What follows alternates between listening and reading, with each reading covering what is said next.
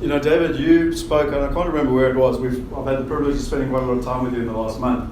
David came out to South Africa, we did a road show, and the way I persuaded him to do that was to take him to a game reserve. So we spent Easter together. But I think my point was, you shared with me one of the ways that you've learned. Someone asked you around technology and how do you keep learning about these new technologies? And you said it's very much in the concept of like a mastermind, that you're dealing with people from all over the world that are getting the best access to the information, and you're sort of all chatting, in terms of that process. Talk us through a little bit, and I can't remember the exact story, but as far back as 30 years ago when you guys were talking around AI, and there was very few people having that conversation, but you were connected in that conversation. I have a video of a rhino attacking us in the safari. The rhino was about this big though. You just spoiled it for me. I think that it is going to go viral like with tens of millions of views because it was a 2 weeks old rhino.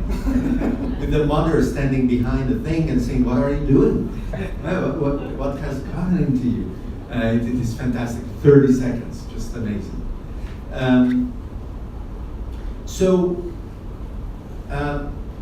Traditionally, and we talk a lot about education, and I love to use the word learning rather than education. Education is what other people do to you. Learning is what is driven by your passion of discovery and curiosity. And you, all of you, very clearly understand that learning and understanding is a key to your future. Otherwise, you would be in a pub, drinking yourself senseless.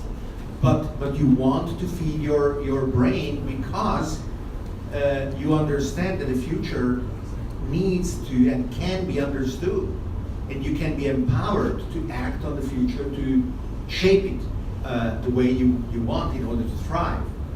And 20, 30 years ago or 100 years ago, when education was invented, because before that it was a very elite thing that only the aristocrats with their private tutors could do, and not everybody could do. So when universal education was invented, people thought that the stages of life would be divided in childhood, when you would be learning, and then adulthood, when you would be working, and then in the 20th century, retirement was socialized when you would die as fast as possible, please, because otherwise the system wouldn't hold up.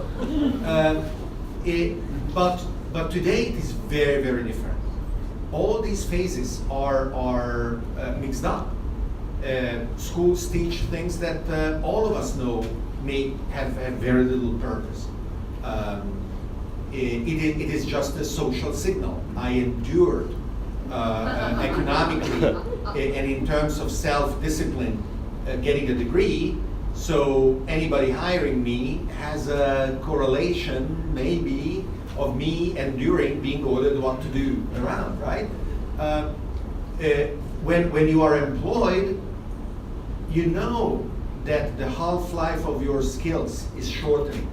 Whatever you learned is not going to last you until you are ready to retire when you are in your 60s. That's a ridiculous idea. When I speak in front of younger people, at college or even younger, I always ask them to raise their hands who has parents who worked at the same place for 20 or 30 years, and almost all of them raise their hands. And then I ask them, who among them expects to work 10 years or more in the same place? And very few raise their hands. And now, that means that you have to keep learning, right? But what and how and why, that is also completely different. So the beauty today is that the difference between learning and teaching, understanding and sharing has eroded.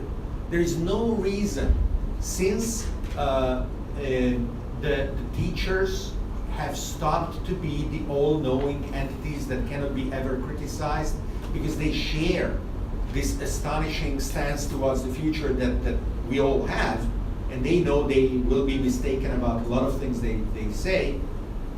There is no distinction of these roles anymore. All of us can be learners and teachers at the same time, just sharing our limited understanding of what is going on. And as you open a YouTube channel, which Scott does beautifully, you know, with no qualms about the imperfection of the lighting and no post-production and then whatever else. Just very humbly, but at the same time very immodestly, ambitiously, and proudly sending his message all over the world.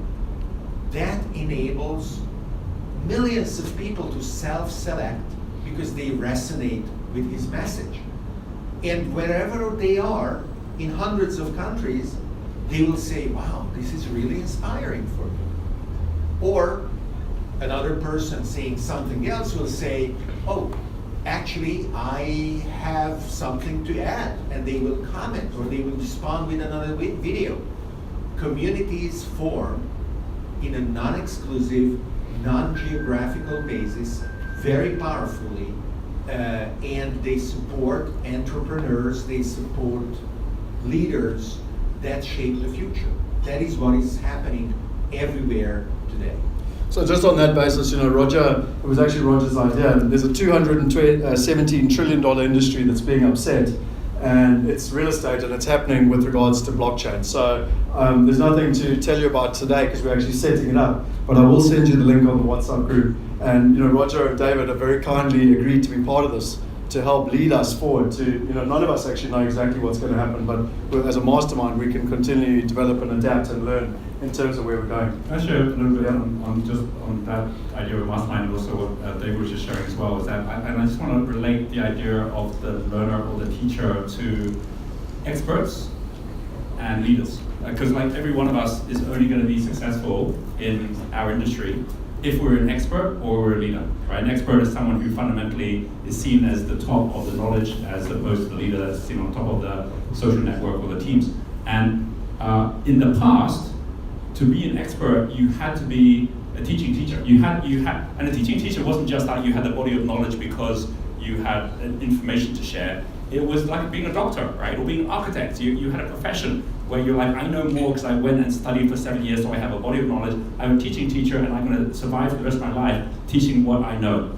And today, it's all shifted from teaching teachers to leading learners, where the people that we all want to follow aren't the ones that learned something in the 1990s. We want to follow the people that are learning new things today, where they're going to keep coming to us with the latest things that they've actually learned. And actually, the good news is it means that any one of us can be an expert or leader within a very short period of time. If anyone here wants to become an expert or leader in the things we're talking about here, it's just a matter of saying, I'm going to just start committing myself week after week, month after month, of seeing what's the latest things going on and sharing those with people around me. And then it's not long before you actually become someone at that point. I mean, it's really interesting because, like, listening to David's story, I know there's a lot of people who probably 20 years ago, probably even 10 years ago, were at a whole different level than David in terms of their expertise of AI or IoT. But because he kept being a leading learner in whatever the next phase was, he's way ahead now of where they're at because they got stuck in the past in some form or other. So the first thing is just say, okay, how do I become a leading learner? Second thing is with masterminds.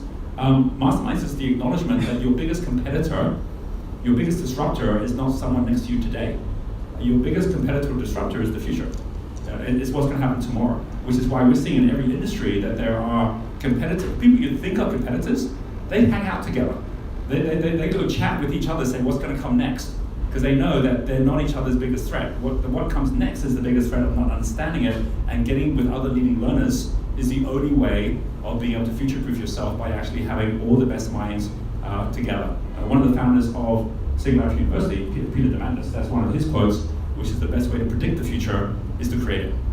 So if you're one of the group that you know, well, we're going to be on creating the future, that then becomes a group that moves forward. And it's why actually it's interesting when you take the whole cryptocurrency or Bitcoin side, the actual group of people that are the ones that really drove it is a pretty small group. I mean, everyone pretty much knows each other, just like at the beginning of Silicon Valley.